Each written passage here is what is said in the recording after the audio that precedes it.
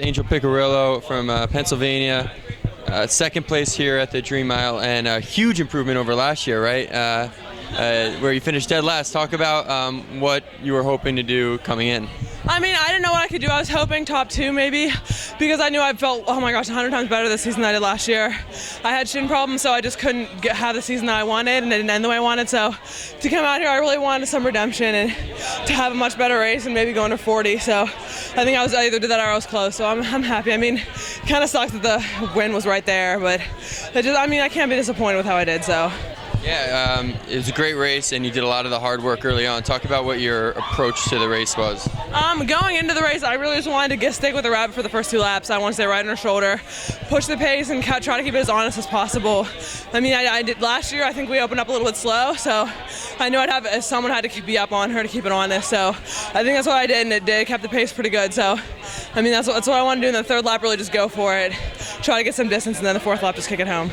Were you concerned at all? You know, someone who's out there in the lead, a lot of times that runner will end up fading after having carried it.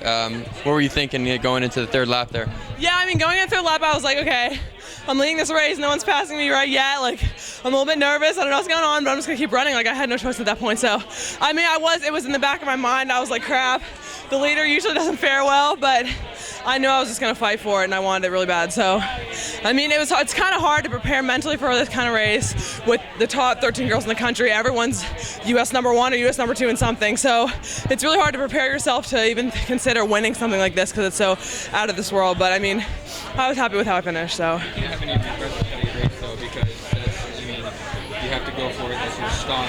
Yeah. You wouldn't have gone for it, maybe. Yeah, if I had not gone for it, I would have been back in the pack. I probably would have fell asleep and just probably finished 5th, 6th, 7th, something like that, and I would have been really disappointed. So, I mean, that was my only really strategy, was just to go for it, and that was the only way I could come out successful. So. Great. You went from 4:56 last year all the way down to maybe sub 440. So a great race. Thank you so much. Yeah, it's been a good season.